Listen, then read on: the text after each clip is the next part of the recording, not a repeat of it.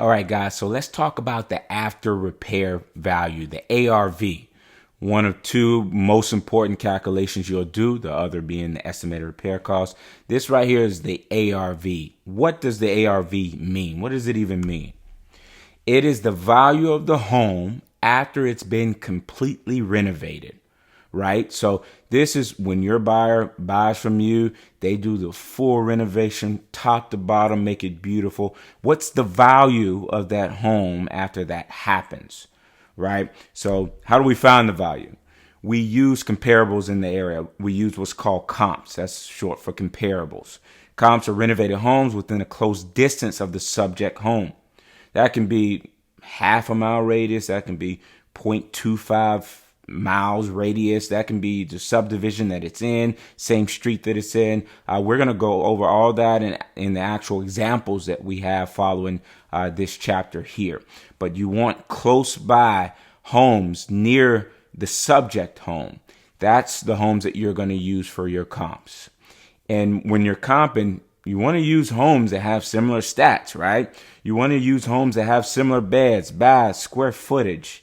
We don't want to comp 1,000 square foot home with a 3,000 square foot home. That's not a comparable. They don't compare. So we want to use those similar homes with similar stats. The more recent the comp, the better, obviously, right? If I have a house in the same subdivision that sold 10 months ago versus a house that sold a month ago, both of them have been completely renovated. Which one's a better comp? The one that sold a month ago. That's the most recent comp that we can use. Why? Because the market has shifted over that time period. We want to use the most recent comp that would show us, okay, that's the value in this current market. And the measurement that we use for comps is price per square foot. You're going to hear me say that a ton. The price per square foot, price per square foot. That's the measurement we use, right? So, for example, if you have 1,000 square foot home that sold for $100,000, it sold for $100 a square foot.